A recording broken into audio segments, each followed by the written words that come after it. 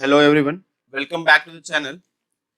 देखिए कल work energy power में हमने कुछ इंपॉर्टेंट क्वेश्चंस किए थे और कुछ क्वेश्चंस जो थे हमारे रह गए थे। ठीक है, तो आज हम वो भी क्वेश्चन खत्म कर देंगे सॉल्व करके। और जो हमारा चैप्टर है ये वर्क एनर्जी एंड पावर, ठीक है, उसका लगभग में हर टाइप का क्वेश्चन आपका कंप्लीट हो गया होगा प्रीवियस ईयर क्वेश्चन के साथ। ठीक है, तो बने रहिए साथ में और देखिए भाई ये वाला क्वेश्चन जो आपका स्प्रिंग वाला था हमने कर लिया था, स्प्रिंग और स्ट्रिंग वाला। ठीक है, अब हम बढ़ते हैं अगले क्वेश्चन की तरफ। अगला क्वेश्चन देखिए, क्वेश्चन में कहा गया है कि a rigid body of mass 2 kg initially at rest moves under the action, है ना, of an applied horizontal force 7 Newton. ठीक है, एक ऑब्जेक्ट है, वो टेप रखा हुआ है भाई इस हॉरिजॉन्टल प्लेन पे, उस पे एक फोर्स लगता है। ठीक है, एक फोर्स लगता है कितना, 7 न्यूटन का। 7 न्यूटन का F इक्वल्स टू 7 न्यूटन का फोर्स लगता है और मूव करता है ना। If with coefficient of kinetic friction 0.1, और इस पे जो काइनेटिक फ्रिक्शन का जो कोएफिशिएंट लग रहा है दैट इज म्यू, वो है आपका 0.1। हमें कैलकुलेट करना है work done by the applied force on the body in 10 second. ठीक है, वर्क डन बाई फोर्स, यानी ये जो F आपका 7 न्यूटन का फोर्स लग रहा है उसकी वजह से कितना वर्क डन होगा हमें ये फाइंड आउट करना है। तो सीधी सी चीज है, आपको पता है फोर्स। अगर आप यहाँ पे देखिए, सिंपल सा लॉजिक है, यहाँ पे अगर अपन एफबीडी ड्रॉ कर ले, एक बात समझिएगा जरा, एफबीडी हम ड्रॉ कर लेते हैं चलिए अच्छे से। तो ये देखिए हमारा ऑब्जेक्ट है, इस ऑब्जेक्ट पे इधर लग रहा है आपका कितना, 7 न्यूटन का फोर्स F, कैपिटल F बराबर 7 न्यूटन का फोर्स लग रहा है। और इस डायरेक्शन में, जिस डायरेक्शन मोशन है उसके अपोजिट डायरेक्शन में हमारा फोर्स लगेगा, फ्रिक्शनल फोर्स स्मॉल f, इसका वेट mg डाउनवर्ड डायरेक्शन में और normal reaction n upward direction में। ठीक है, अब क्वेश्चन में कहा गया है कि work done by the applied force on the body in 10 second, यानी ये जो F इक्वल टू 7 न्यूटन का है इसके वजह से कितना वर्क डन हुआ है हमें वो फाइंड आउट करना है। तो भाई वर्क डन जो आपका होता है ना, वो होता है force into displacement. Work done equals to क्या होता है, फोर्स इनटू, यानी ये जो 7 न्यूटन का फोर्स है वो 10 सेकंड में कितना डिस्प्लेसमेंट लाएगा। ठीक है, और उसके लिए हमें क्या करना पड़ेगा, और इस ऑब्जेक्ट का जो एक्सेलरेशन है, ठीक है, तो डिस्प्लेसमेंट तो हमें निकालना पड़ेगा s, क्योंकि ऑब्जेक्ट पहले तो एट रेस्ट थी, तो s इज इक्वल टू क्या हो जाएगा, u आपका 0 है, यानी हो जाएगा half at square.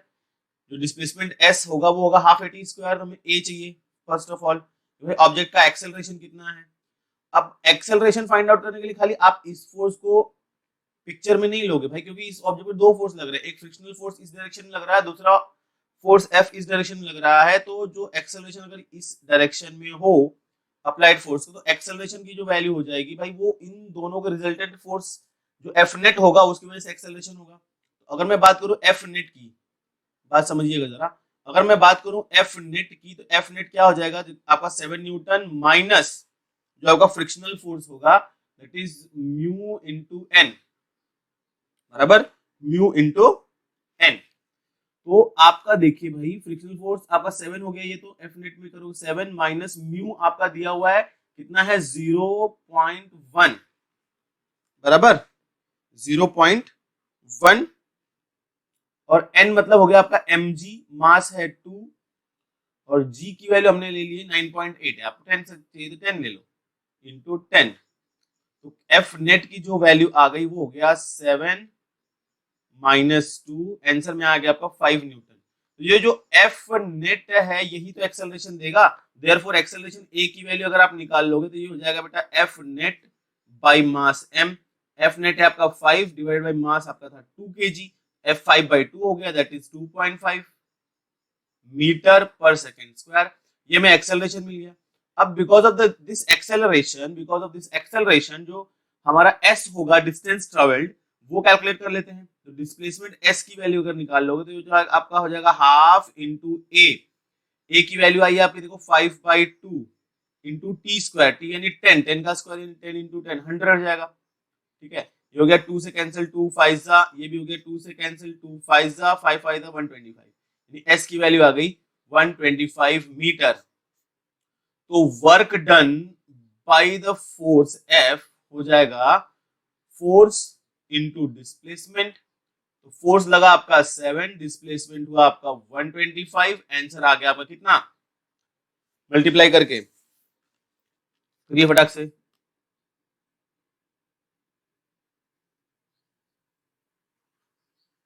875 joules.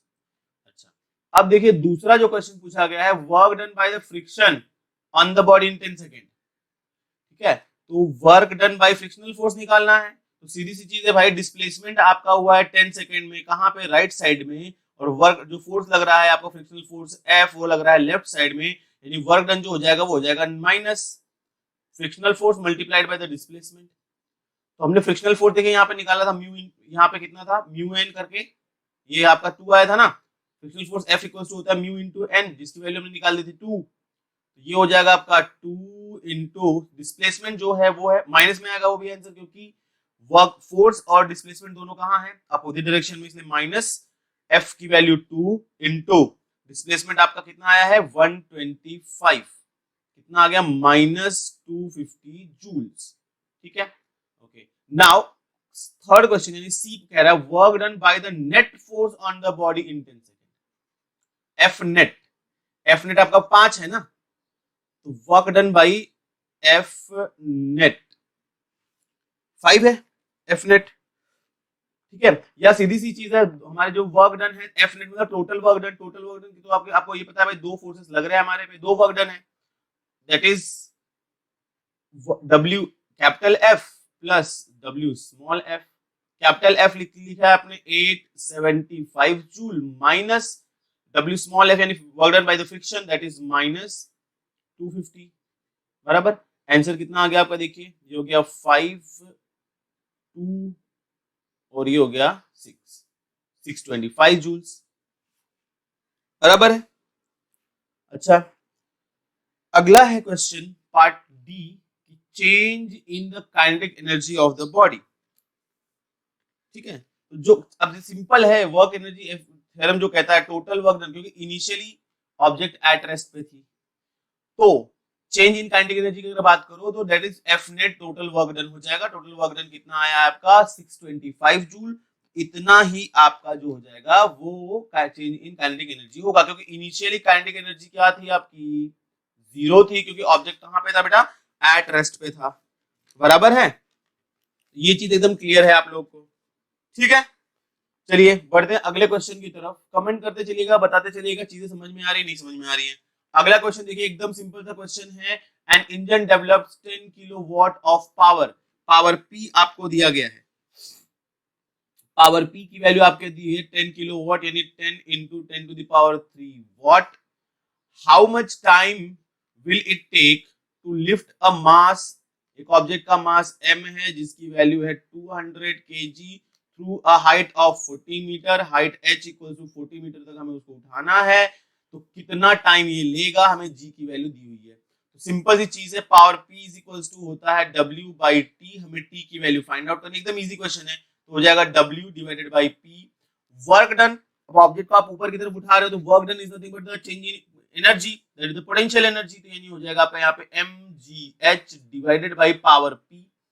m की वैल्यू आपको दिया गया है 200 इंटू जी की वैल्यू दी हुई है 10, h है आपका 40 डिवाइडेड बाई p की वैल्यू है 10 इंटू 10 टू द पावर 3, यही है ना, यानी 10 टू द पावर 4, बराबर है, 10 टू द पावर 4 आ गया। तो ये 10 टू द पावर 4 से 1 2 3 और ये 4 0 हो गए कैंसिल, आंसर आया 4 2 जा 8 सेकेंड, बराबर।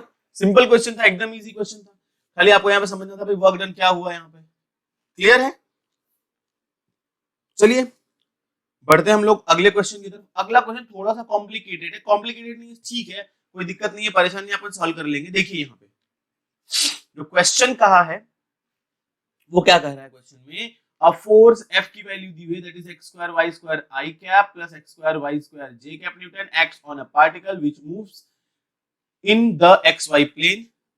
Find the work done by force F as it moves the particle from A to C along each of the path ABC, ADC and AC.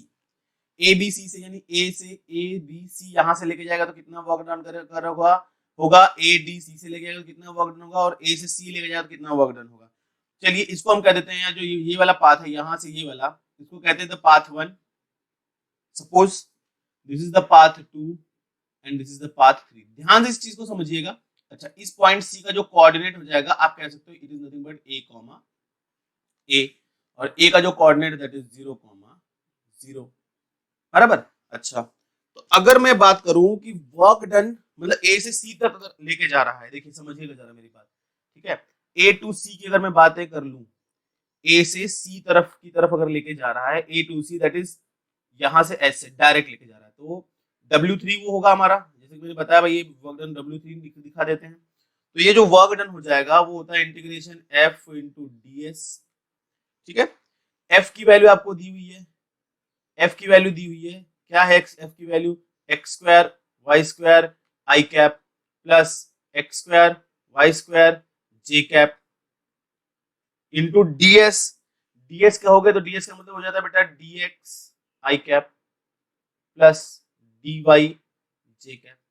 देखिए i dot i j dot j multiply होता है तो ये हो जाएगा आपको integration में x square y square multiplied by dx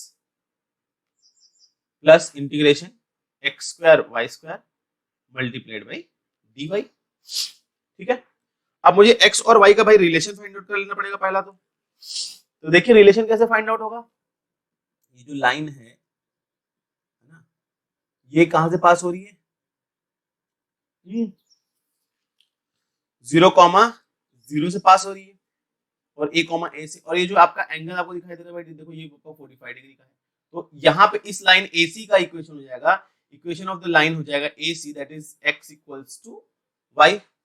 y is equals to देखो इक्वेशन आपका कैसे बनता है y is equals to mx plus c, ठीक है। y is equals to mx plus c बनता है तो y m यानी स्लोप दैट 1045 ये हो गया आपका 1। स्लोप आपका यहाँ पे y इंटरसेप्ट कुछ है ही नहीं आपका, ठीक है, y इंटरसेप्ट नहीं है तो y is equals to x बन जाएगा क्योंकि m की वैल्यू 1 हो गई और यहाँ पे हो गया x आपका तो y इक्वल्स टू x बन जाएगा। इसको अगर आप सिंपलीफाई करो यार देखो सिंपल हो जाएगा, जहाँ पे यहाँ पे dx था तो यानी y को हटा लो तो y के प्लेस पे आप x भी तो लिख सकते हो क्योंकि y और x दोनों इक्वल है तो ये हो जाएगा आपका integration x to the power 4 dx plus यहाँ पे देखो dy था तो यहाँ पे y रहना चाहिए x को हटाना पड़ेगा तो यहाँ पे हो जाएगा y to the power 4 dy बराबर है।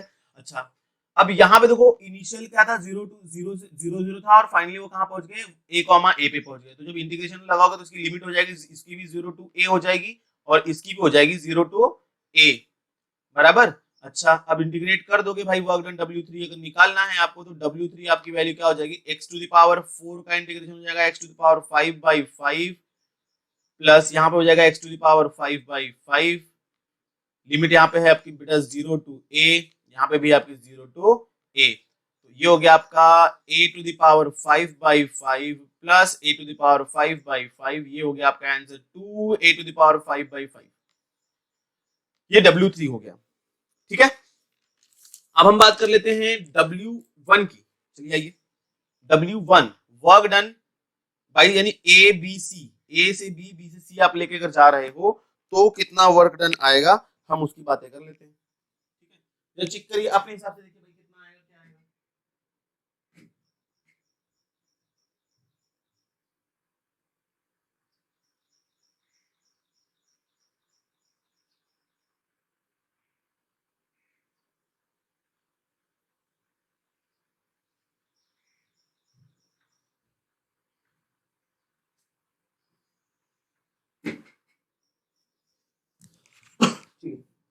भाई समझे कर लीजिए जरा देखिए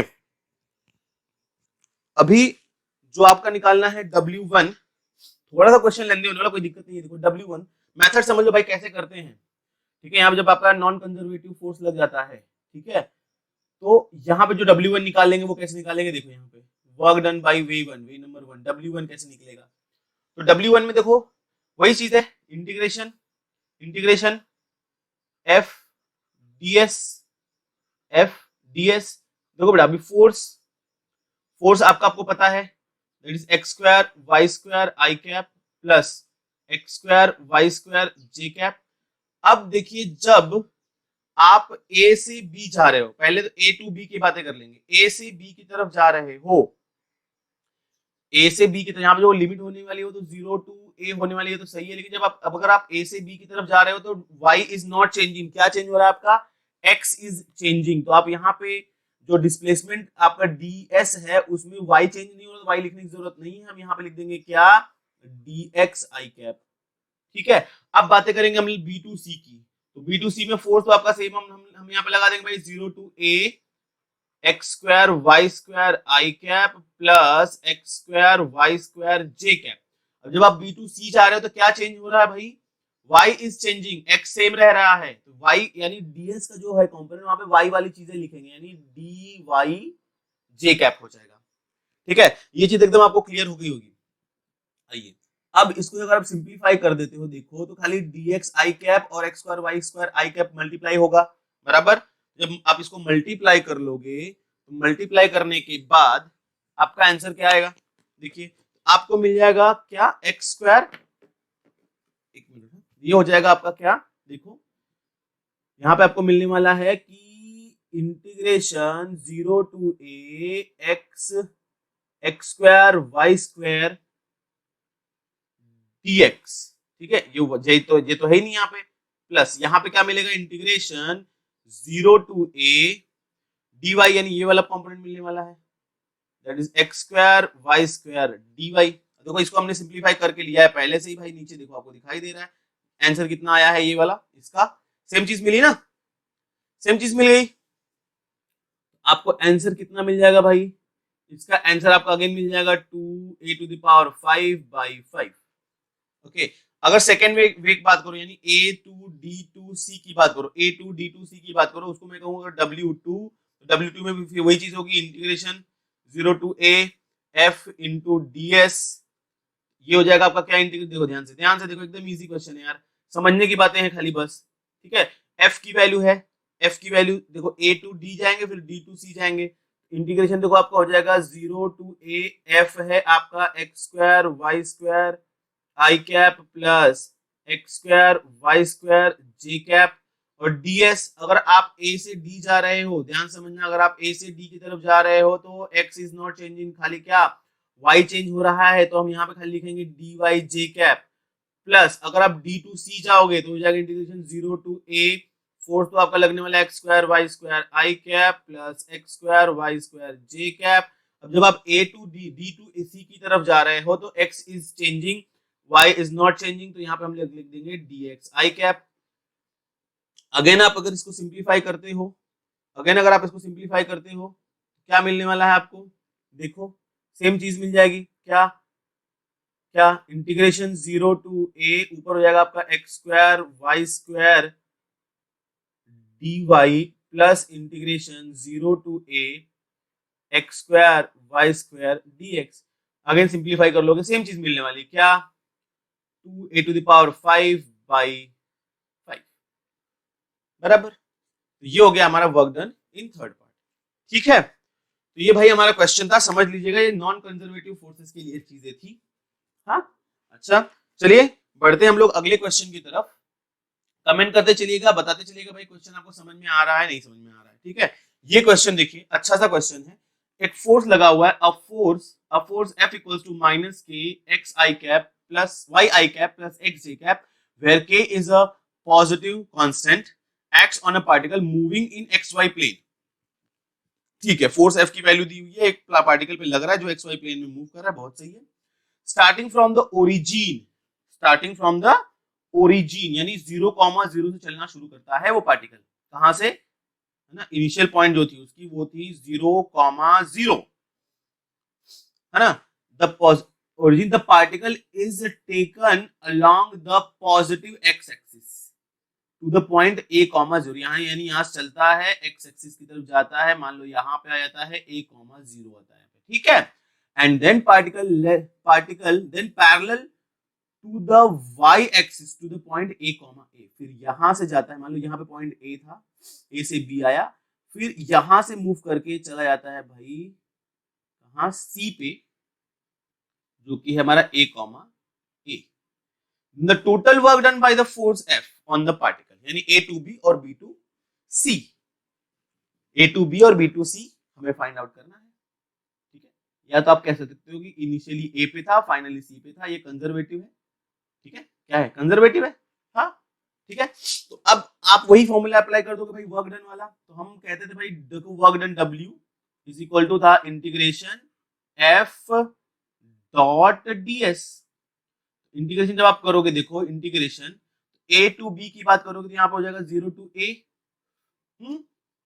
0 to A, y is changing, एक minute, x is changing from 0 to A, ये हो जाएगा आपका 0 टू A। देखो हम A से B की बातें कर रहे हैं, पहले यहाँ पे पहले A से B निकाल लो। F की वैल्यू है आपकी, देखो कितनी, minus k y i cap plus x j cap, और ds के यहाँ पे क्योंकि x is changing, y is constant, y is 0, तो हम यहाँ पे लिखेंगे खाली dx, यानी dx i कैप। ये पहला हो गया।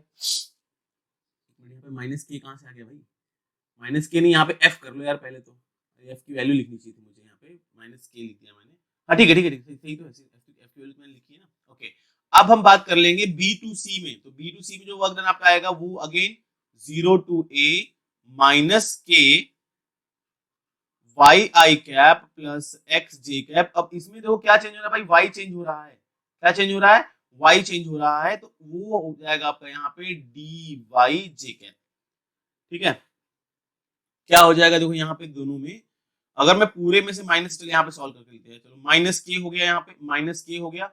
अब देखो जब आप मल्टीप्लाई करोगे dx आई कैप और y आई कैप मल्टीप्लाई होगा, तो माइनस के बाहर आया, इंटीग्रेशन 0 टू a होगा, और यहाँ पे लिखेंगे y dx बराबर y dx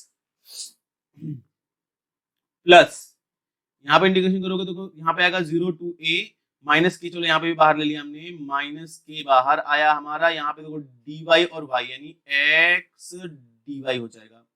ठीक है, ये हो गया माइनस के, y और x दोनों में देखो रिलेशन फिर से वही चीज है, x और y में हमें रिलेशन निकालना है, तो ये आपको देखो a ये वाली वैल्यू निकाल लेनी होती है, ये स्लोप है आपका, तो a और c में रिलेशन निकल जाएगा, x इक्वल्स टू y, जो हमने इसके पहले वाले क्वेश्चन में किया था, x इक्वल्स टू y किया था ना भाई अभी अपन ने, 45 डिग्री स्लोप हो गया, तो x और y का रिलेशन, इस इक्वेशन का लाइन का इक्वेशन निकाल दो, आंसर आ जाएगा हमारा। ठीक है, तो यहाँ पे x इक्वल्स टू y होगा, तो जहाँ पे y है, जहाँ पे y है वहां पे हम लिख देंगे 0 टू a, जहाँ पे y है वहां पे लिखेंगे x dx minus k times integration 0 to a, जहाँ पे x है वहां पे लिख देंगे y dy।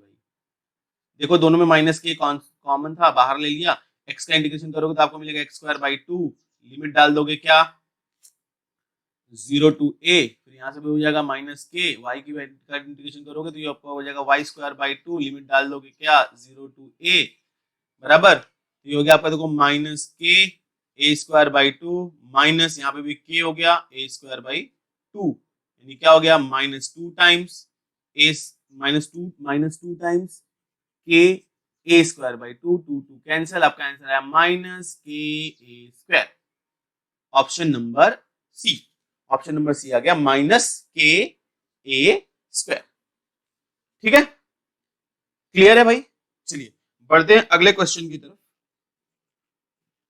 ये देखिए अगला क्वेश्चन है, अ स्टोन इज टाइड, है ना, to a string of length L is whirled in a vertical circle, length L का स्ट्रिंग में बांध के वर्टिकल सर्कल में उसको घुमाया गया, with the other end of the string at the centre, समझ में आ गया आपको, सर्कल बनेगा ऐसा, ठीक है, vertical circle, at a certain instance of time the stone is at its lowest position, ठीक है, लोवेस्ट पोजीशन पे है भाई stone, and has a speed u, lowest position पे इसकी speed u है, the magnitude of the change in its velocity, magnitude भाई देखो देखो ध्यान से देखना भाई, इस चीज को बड़ा ध्यान समझना, magnitude of the change in its velocity at it reaches to the position where the string is horizontal, change in magnitude of the velocity निकालना है, पहले क्वेश्चन को ध्यान से समझ लेंगे, उसके बाद चीजों को लिखेंगे। देखो भाई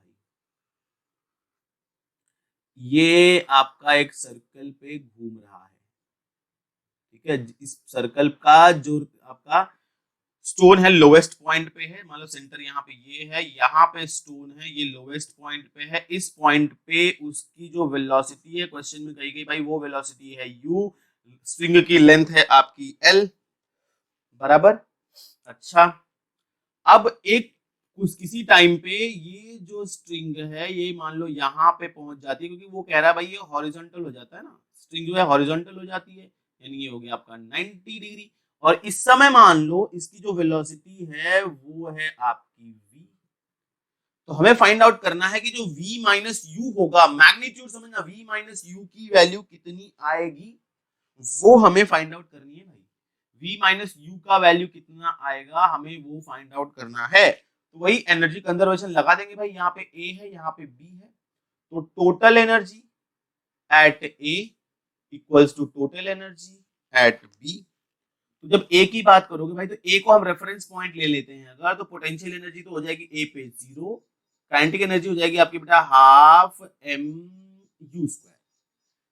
अब b की हम बात कर लेंगे तो पोटेंशियल एनर्जी जो हो जाएगी भाई वो a यानी mgh होती है, ये हो गया m और g, और h मतलब a और b के बीच का distance, perpendicular distance, that is l, mgl plus potential energy मान लेते हैं उसकी भाई v, काइनेटिक एनर्जी मान लो वेलोसिटी v थी उसकी, तो ये हो जाएगा half m v square, half m v square. ठीक है, देखो यहाँ पे m कॉमन है तो यहाँ का m, यहाँ का m, यहाँ का m कैंसिल हो गया, ये हो गया आपका u square by 2 equals to 2 का मल्टीप्लाई इसमें कर दोगे तो ये हो जाएगा 2gl plus v square by 2, 2 आपका हो गया कैंसल। आप यहां से कह सकते हो बेटा कि u square minus 2gl equals to v square. हमें v चाहिए तो v निकल जाएगा यहां से भाई, हम v फाइंड आउट कर लेंगे तो v की वैल्यू हो जाएगी root over u square minus 2gl। अब हमें बेटा मैग्नीट्यूड निकालना है v माइनस u बराबर magnitude of v minus mod v minus u निकाल लेना है। एकदम इजी है, देखो भाई बात जरा समझेंगे हम। देखो u वेक्टर यहाँ पे है ऐसे, v वेक्टर यहाँ पे है ऐसे, इनके बीच का जो एंगल है वो बन रहा है 90 डिग्री का।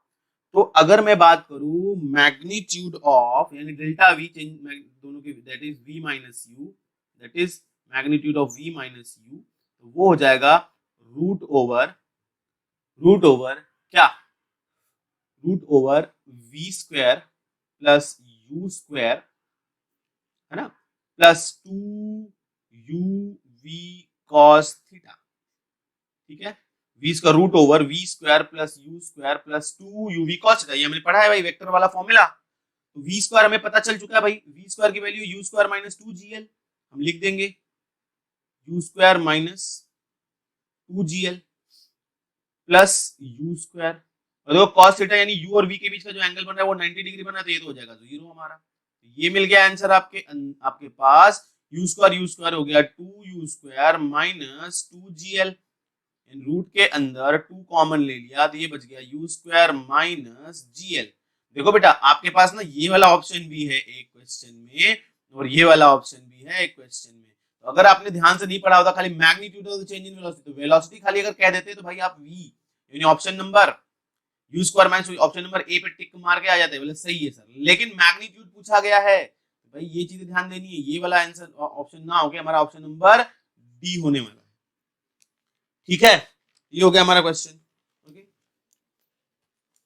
चलिए बढ़ते हैं अगले क्वेश्चन की तरफ। ठीक है, अगला क्वेश्चन भाई थोड़ा सा लेंदी है, ठीक है, तो इस पे ध्यान देते हैं। ये वाला क्वेश्चन थोड़ा लेंदी मतलब बहुत ही लेंदी है यार ये। ठीक है, 5 मार्क का क्वेश्चन आया हुआ है भाई, ये 99 में दिया गया, 5 मार्क का क्वेश्चन है ये। ठीक है, चलिए ये वाला क्वेश्चन कर लेते हैं, ये थोड़ा छोटा है। ठीक है, इस क्वेश्चन को हम फटाफट करके सिंप्लीफाई करके निकल लेते हैं।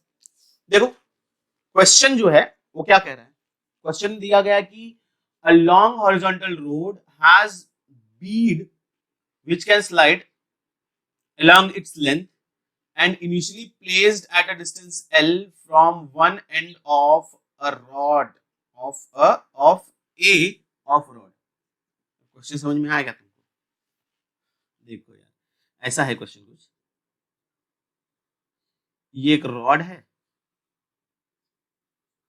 ठीक है, this is suppose this is A, this is B, इसके अंदर एक बीड डाला हुआ है, गोटी है, बीड डाला हुआ है, लेंथ डिस्टेंस कितने पे L डिस्टेंस पे बीड डाला हुआ है। ओके ठीक है। The rod is set in angular motion about A with constant angular acceleration alpha. हम इसको मोशन एंगुलर मोशन कर रहे हैं, घुमा रहे हैं भाई। जब आपका अगर ये देखो रॉड घूमेगा, जब ये रॉड घूमेगा पॉइंट बी घूमेगा तो सिंपली यानी आपका जो बीड है वो भी क्या करेगा, एक सर्कुलर मोशन करेगा ऐसे, बराबर है ना। दोनों सर्कुलर मोशन में होंगे, बात समझ में आई, ठीक है। दोनों किसमें होंगे, सर्कुलर मोशन में होंगे। Okay okay. If the coefficient of friction between the rod and Beed is mu, rod और बीड के बीच का जो कोएफिशिएंट है फ्रिक्शन का वो है mu, and gravity is neglected, g की वैल्यू नहीं लेनी है, देन द टाइम आफ्टर विच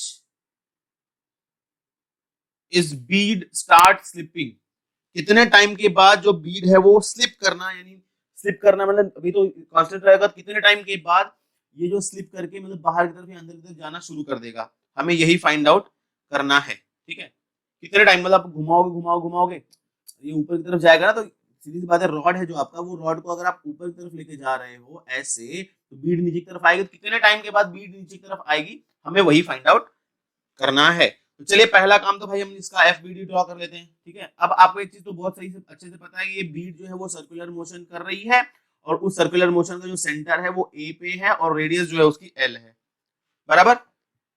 चलिए एफ बी डी ड्रॉ होगी इसकी फटाक से। देखिए एकदम इजी क्वेश्चन है, 1 मिनट में आपका आंसर आने वाला है इसका, बस कॉन्सेप्ट अगर आप क्लियर रखोगे तो। ठीक है, चलो यार ये सर्कल बन गया है, कोई दिक्कत नहीं, सर्कुलर मोशन कर रही है, सेंटर ए है, मान लो सेंटर कहां पे आ गया, ए पे आ गया, जो रेडियस होगी इसकी एल होगी।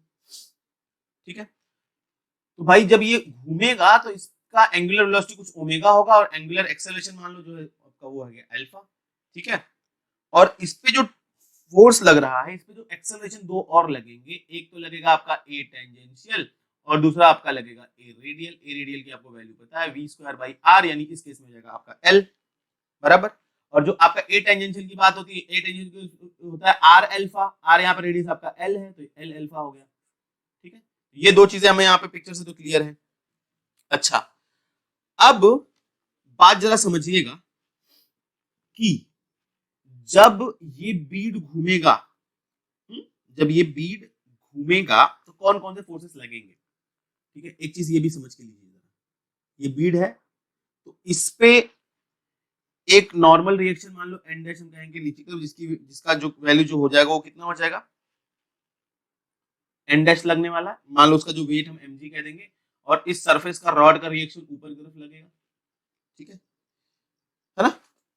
तो अब यहाँ पे और इसके बाद यहाँ पे फ्रिक्शनल फोर्स F इस डायरेक्शन में लगने वाला है, बराबर। ये चीजें आपको एकदम क्लियर है, ये दो पिक्चर्स क्लियर है। जब सर्कुलर पाथ पे घूमेगा तो चीजें क्या होंगी, और जब ये बीच पे जो फोर्सेस की बात करो तो वो कितना हो जाएगा। ठीक है, अच्छा, अब जो आपका जो फ्रिक्शनल फोर्स होगा इस तरफ, वही तो सेंटर की तरफ, वही तो आपको क्या देगा, यही फ्रिक्शनल फोर्स आपको सेंट्रीपिटल फोर्स प्रोवाइड करेगा सर्कुलर पाथ पे घूमने के लिए। तो एक चीज तो बहुत अच्छे से आप क्लियर कह सकते हो कि जो आपका फ्रिक्शनल फोर्स F है, that is nothing but mv²/L, that is centripetal force, or you can say F equals to ml, F equals to ml omega square, ये भी तो होता है। अच्छा, अब एक बात समझिएगा, एक पर्टिकुलर वैल्यू के लिए, एक पर्टिकुलर वैल्यू के लिए जो आपका F होगा वो तो रुकेगा, लेकिन एक ऐसी वैल्यू आएगी जब फ्रिक्शनल फोर्स इसको होल्ड नहीं कर पाएगा और ये स्लिप करना शुरू कर जाएगी। ठीक है, ये क्या करना शुरू कर जाएगी, स्लिप करना शुरू कर जाएगी। ठीक है, अब एक बात और समझिएगा, है ना। तो मान लो अगर इन दोनों का रिजल्टेंट, ठीक है, स्लिप करना शुरू, अब यहाँ पे देखो, जो अगर मैं बात करूं यार F मैक्स की, तो वो F मैक्स की वैल्यू क्या हो जाएगी, समथिंग म्यू इनटू जो एन नॉट कह दो, एन नॉट बोले तो इन दोनों, देखो इस बीड पे दो फोर्स लग रहे थे, एक एन डैश नीचे की तरफ लग रहा था, ये एन ऊपर, दोनों का मान लो रिजल्टेंट जो लग रहा था वो एन नॉट है, और एन नॉट की वैल्यू क्या हो जाएगी, दैट इज द फोर्स। क्या हो जाता है आपका बेटा, तो मास इनटू एक्सेलरेशन, तो मास m है, और एक्सेलरेशन मतलब tangential acceleration, that is L alpha, क्योंकि यहाँ पे उसने g को नेग्लेक्ट करने बोल दिया है। ठीक है, तो ये जो आपका एन नॉट लग रहा था नॉर्मल रिएक्शन, वो मास इंटू एक्सेलरेशन ही लगने वाला है, तो ये एम एल अल्फा हो गया। ठीक है, मान लेते हैं हम ये एफ मैक्स की value mu into N nought. ठीक है, अच्छा अब बेटा इस एफ मैक्स पे जो फ्रिक्शनल फोर्स लग रहा है, ये एफ मैक्स ही जो होगा वो उसको देगा भाई क्या, सेंट्रीपिटल एक्सेलरेशन, यानी एफ मैक्स की जो वैल्यू यहाँ पे आप एफ लिख रहे हो, तो यहाँ पे एफ मैक्स की वैल्यू इस टर्म में निकालनी पड़ेगी। अब बात समझना, यानी इसके लिए हमें ओमेगा मैक्स चाहिए या ओमेगा फाइनल कह सकते हो आप इसको। तो देखो यहाँ पे एक फॉर्मूला हमें पता है, v यानी omega final equals to omega nought plus alpha T, बराबर ना। यहां से देखो ओमेगा नॉट यानी इनिशियल एंगुलर वेलोसिटी 0 थी, तो आपको ओमेगा फाइनल मिल गया अल्फा इंटू टी। ठीक है, इसकी वैल्यू हम यहाँ पे इस कंडीशन में पुट करेंगे, यहाँ पे ये एफ मैक्स की बात हो रही है, फ्रिक्शनल फोर्स मैक्सिमम हो गया होगा और ये स्लिप करना शुरू कर देगा। ठीक है, और वो कितना होगा आफ्टर टाइम टी मान लेते हैं होगा, तो टाइम टी में जो फाइनल वेलोसिटी हो जाएगी एंगुलर वेलोसिटी वो कितनी हो जाएगी, तो हो गया अल्फा इंटू टी। ये वैल्यू यहाँ पे आप पुट कर दोगे, एफ मैक्स हो जाएगा आपका म्यू इंटू एन नॉट, यानी एफ मैक्स की वैल्यू अगर यहां से निकालो which is equal to centripetal force, in terms of centripetal force, तो वो हो जाएगा आपका क्या, M into L omega F, omega F square हो जाएगा which is nothing but mu into N nought, N nought की हमने वैल्यू निकाल ली, चलो एम एल अल्फा।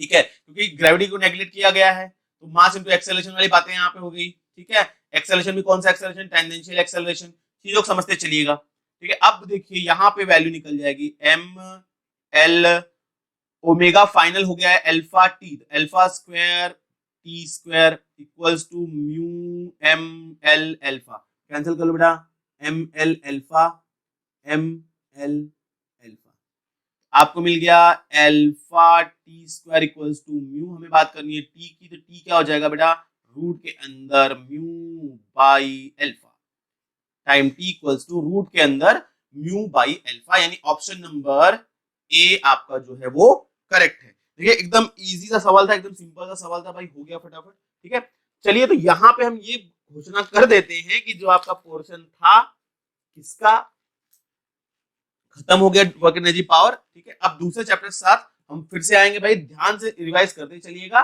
ठीक है, चलिए तब तक के लिए जय हिंद।